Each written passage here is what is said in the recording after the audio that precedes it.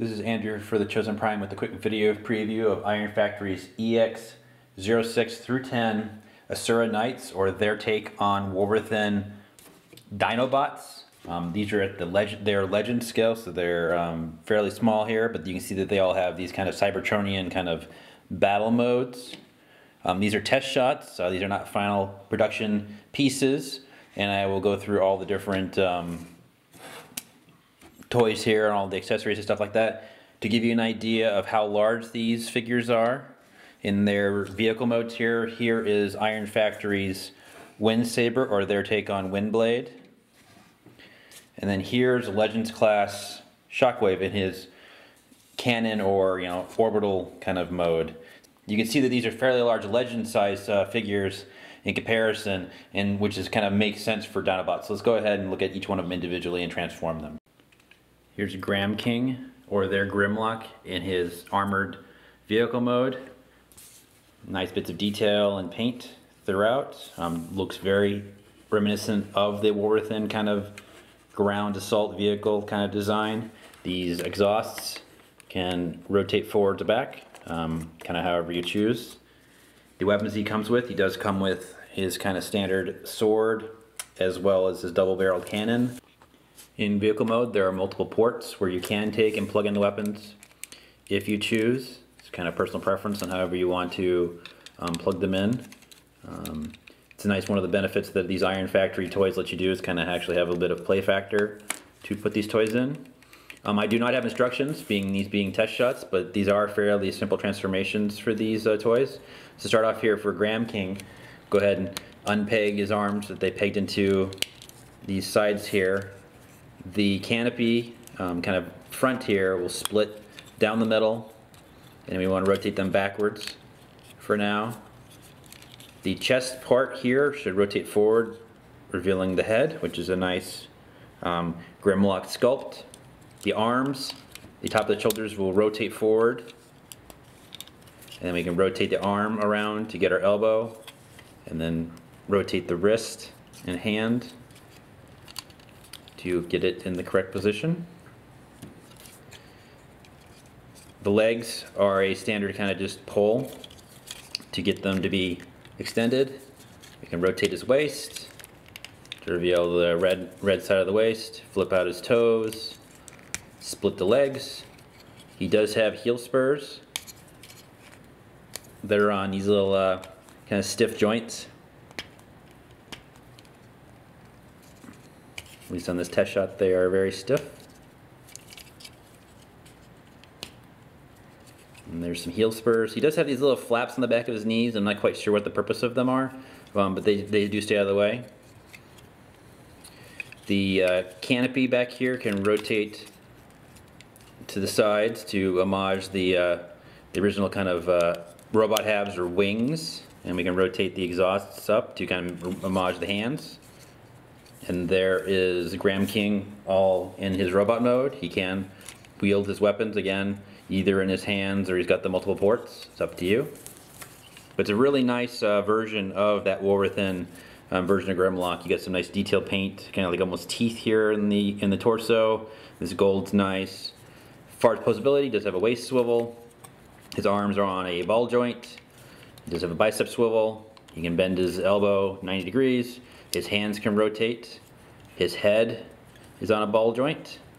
So you can get some, even at the small scale, you can get some nice emotions out of it. His knees can bend for the most part. And it's just a really solid version of this design. So on to the next Dinobot. Next is Trident, or their version of Slag, or Slug in some cases. He turns into a drill tank with the same nice detailing and kind of stylings as their version of Grimlock, Gramking. He's got tank treads and just overall nice paint and details. His accessories that he comes with are his gun as well as a sword, just like everyone else. And he's got ports as well that you could peg in additional weapons here if you wanted to. We first have to come and pull off the little drill bit here at the front. There's a bit of parts forming with Trident here, and this is actually will turn into a little drill gun or other things you can kind of move around. His legs will unpeg from the sides And then we have to kind of fold them in on themselves, and it's kind of a little tricky here with the way this hinge here on the interior works. We kind of need to rotate it, as well as kind of just kind of get it the correct way. Here's his toe in the front of the foot. And then we actually have to pull out this kind of cannon here that's actually part of the tank tread. Otherwise the leg won't close up correctly. It is a bit snug in here to get this out. So you want to pull this little piece out. And then we can then collapse the leg into the correct position. And there's his foot. So we'll do the same thing to the other side. Open it up, flip out the toe, pop out this little piece here, which will be used as a weapon later on. Rotate the hinge here kind of forward and down. And even on these test shots, this is a very stiff figure. And then flip the foot in. And there are his legs. His arms are just here on his back. We want to just pull them out to the sides. Now his head is hidden here, and it's actually jointed alongside with this canopy part here. Unfortunately, this part here, we want to push this canopy kind of upwards. It's on a hinge. You can see that it's on a hinge like this, but then this little part where the head is on is thin, and so if you're not careful, you can stress the junction behind his head here. And so do be careful when you're kind of moving these parts around, because this is tied into the part of his head. And the canopy here part will slide all the way down until it completely covers his head like that. We just pull up his arms. And there, essentially, he's in robot mode, but we had all those extra parts. And so what they actually do is that they've actually kind of decided these are weapons, and they fit to the peg holes on the side of his arms. So you can do that with these. Same token, you can take the drill bit, the drill gun that he came with, and peg it into an arm. And then, again, he's got his own gun, as well as a sword. There's a nice version of Slag here from The War Within. As far as posability, he does have ball jointed arms. Due to the transformation, he does have a pivot joint at his shoulder, bicep swivel. His elbow can go 90 degrees. He does have wrist rotation. The head is on a ball joint. It is a little bit difficult to grab, but it is kind of easy enough to pose, and you get some kind of fun emotions out of it. Does have a waist swivel. His legs are on a ball joint. Unfortunately, there is no knee bend due to the transformation. But all in all, it's a really kind of nice War Within version of Slag here. It's fun to see this Legends version of the character. So on to the next Dinobot. This is Siegehammer, otherwise known as Sludge, in this kind of Cybertronian tank mode. Tank treads in the forward and the back. Overall, the same kind of nice design. These little guns here on the side can pivot forward, back, or downwards. The cannon is just on a standard kind of weapon peg, so it can rotate and pivot up and down. Fairly simple for vehicle mode, but still a nice kind of Cybertronian tank. So to transform him, we start by removing the cannon here, and you can hold this as a normal gun, and there's other kinds of possibilities with it, which I'll show off. Come to the front. These are his arms. We just rotate them downward and spin them, so we have the elbow. Rotate the hand. So bend it down, rotate it, rotate the hand. The arms come out on kind of pivot ball joints. Flip this panel down to show his head. There is a tab to lift up the head, and it is a bit stiff, but there is his head. He's got a very large jaw, very much homaging kind of that IDW version of Sludge with the really heavy kind of out-jutting jaw, which is pretty cool. The legs are kind of an interesting transformation. So in order to get loose, we want to lift up on this panel, and then the way it works is you want to flip the toes out, but then this kind of gray piece here you want to push the top in forward, and that releases the leg to stretch down. There is a heel spur. It's kind of hidden. There's the heel spur, and then we would just push the gray piece here down into a shin to lock it into place. So push the top, which releases it, lock it back down, and flip out the heel spur, rotate his waist, and there is Sludge, or Siegehammer, in his robo mode. He's a little bit taller than the other Dinobots, and I'll show that off in a bit, but he's still very nice. He has ball jointed arms, bicep swivel. He really doesn't have a whole lot of posability as far as the wrist, but he can rotate it forward 90 degrees. Ball jointed head, which is pretty cool. Waist rotation, ball jointed leg. Does have a thigh swivel. He can bend his knees. His toe can pivot slightly. Same thing with the heel spur, can be moved forward, in and out. As far as his core weapons, he comes with he does come with a sword, which is kind of standard. He comes with this axe, which can transform and split, transform to make even a bigger axe, which is pretty cool. He can hold his gun. That was his turret. This is nice and simple if you want to do that. Separately, you can take this gun, and it comes apart in several pieces. Even these side pieces pop off.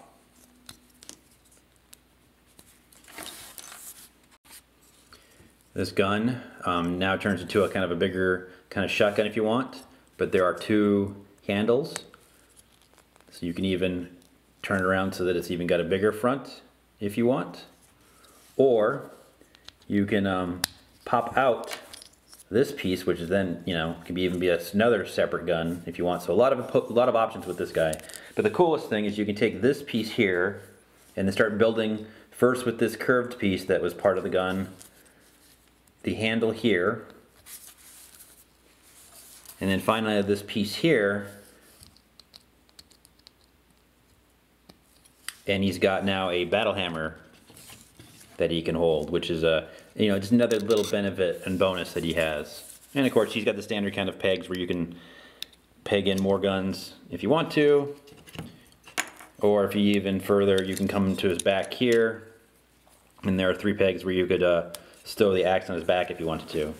So of the set, he's kind of the most fun as far as his accessories. And so on to the next Dinobot. Next is Gladius, or their take on War Within Snarl. You can see he's got his kind of trademark scales on the back. He's really just kind of some sort of Cybertronian rolling vehicle with some wheels in the back. Part of the accessories that he comes with are these little kind of hinged spiked pieces. They're mainly meant for when he's in robot mode. If you want to, you can plug them into the ports here on the front to make them him into some sort of kind of grabbing vehicle. They are on just, standard pegs that can rotate, but then these can hinge up and down. So you can do that if you like. You can also peg it into the side as kind of some sort of scoop or some sort of kind of like wing. It's up to you how you want to pose Gladius here. He also does come with his standard gun, which you can peg in here, as well as a sword, just like every other Dinobot. So then to transform him, you just come up here and you come to his arms here, and they just peg into his legs. Just unpeg them from the sides here. His legs have panels you want to open up, which lets you then rotate the leg fully out and come back to the back and peg it in and close it up. And do the same thing for the other side, open it up, get clearance, flip it around, and then just peg it into the back on both sides. Lift up the arms. Lift up this part of his back, which will let you rotate the entire upper torso around, and then peg this down to the front or the back. His arms, there's these little kind of locking places here. This entire shoulder wants to rotate forward and it'll lock into place on both sides. Flip down the back of the revealing his head, and there's a very Snarl-esque head. In order to bend his elbows, either way, you need to release his hands. So flip this panel open, rotate out the hand, and now you'll have the clearance to rotate out the hand. And something to keep a note when you're going back to his vehicle mode is you need to make sure that you, in order to get back into this position, you have to make sure that the hand is in other way, because it locks the shoulder in place with the hand being rotated in. So there's his core robot mode, but then when you take those little spiked pieces and peg them onto the holes in his back, like so, you can see that he's got his standard kind of, there's, you know, Snarl's kind of spiked shoulders if you want to. Again, here's his gun. He's got multiple ports to put the guns in if you want to. Same thing with the sword. And it's a nice looking little Snarl. As far as arm articulation, he can lift it up to his head. It is on a ball joint. He's got a elbow that can go 90 degrees. He does not have a wrist swivel, unfortunately. He does not have a waist articulation due to how this all pegs in. Ball jointed legs. He can bend his knees. And just overall a really, really nice looking Snarl here. Yet another great Dinobot in the Legend scale. So on to the final Dinobot. And finally we have Crossbow, or Swoop. You can see he's some sort of flying, Cybertronian flying vehicle. He does, by default, have his missiles pegged in, and they can stay in through all the transformations. You can't unpeg them. And you can hold them if you want to, but I'm just going to leave them in there. He can angle up his wings if you want to, but I think he's meant to be just a flying jet, just kind of a solid wing. He also has these little skis here that if you wanted to kind of sit him down, he will stay flat due to these skis. The final accessory he does come with is his sword. If you want to, you can sling it across his back like that if you want to. Same thing for robot mode. But to transform him, we want to go ahead and flip in these skis on both sides. And then they are pegged into the wings, his legs here. You want to loosen them up and just move them up out of the way slightly. You can see these hinges that they're on. His hands are pegged in to the back of the robot mode. You want to unpeg those and move it forward. Go ahead and fold the wings back here. The canopy part right here will bend just enough, and you can now bend his back. And since we were going to fold him inside out, and so now we get to this point, rotate up the canopy so that you can move the legs. If you look at the legs, there are pegs and a peg holes between them. You want to go ahead and sandwich them together and they will lock into place. Make sure the arms are kind of out of the way. Take the backpack and the backpack will slide onto his back and then peg in to several parts there on his back. That reveals his head. So then we go ahead and the cowling that was part of the jet mode, you want to fold it forward to complete his head. This cockpit hinges up onto his torso and it should peg into place. Rotate the legs at the thigh, flip out the toe and the heel spur on each side. The arms, they just kind of sandwich back and kind of peg on into the torso. Rotate the arm down, the arms just extend and then rotate to complete the transformation.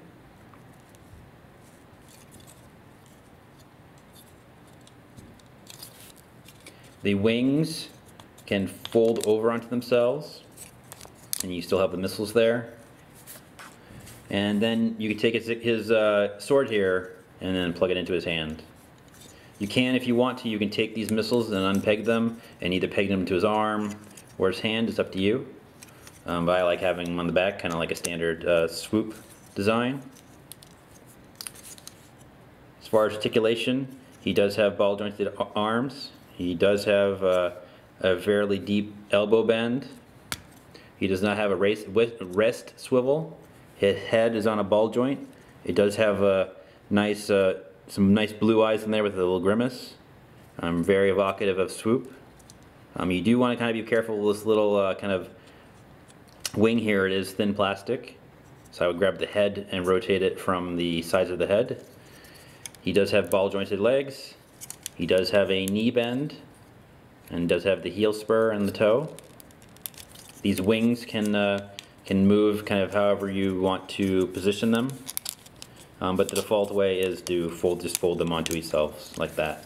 And there is Crossbow or Swoop in his robot mode. Very nice design from Iron Factory here of this War Within version of Swoop. Specifically, it's nice to have the blue chest. So, on to some comparisons. Here's the full team of Asura Knights in their robot modes. We've got Gramking, Trident, Siegehammer, Gladius, and Crossbow.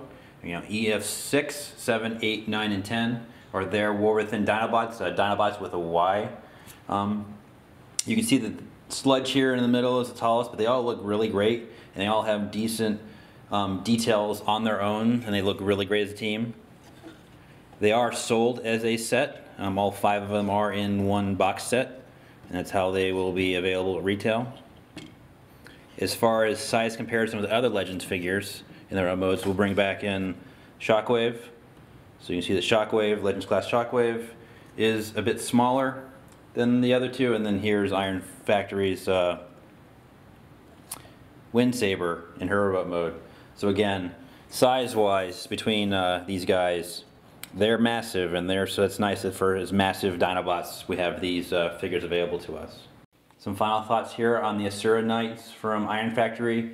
These are yet another excellent Legend scale release from the company. These War Within Dinobots are quite amazing. They are the best version of the War Within Dinobots that I've seen in toy form yet. And to think that they're all Legends class with all their detail, paint, accessories, etc. They're just really fun toys. And they fit excellently with any Legends class collection. If you've been a fan of what Iron Factory's done in the past, here's yet another win. These test shots are just kind of another great example of the work that they do. The set of the Asura Knights, all 5 Dinobots, is currently up for the Chosen Prime. They should be available sometime second quarter, and so if you like the look of these guys, I would recommend them for your Legends collection, so take care.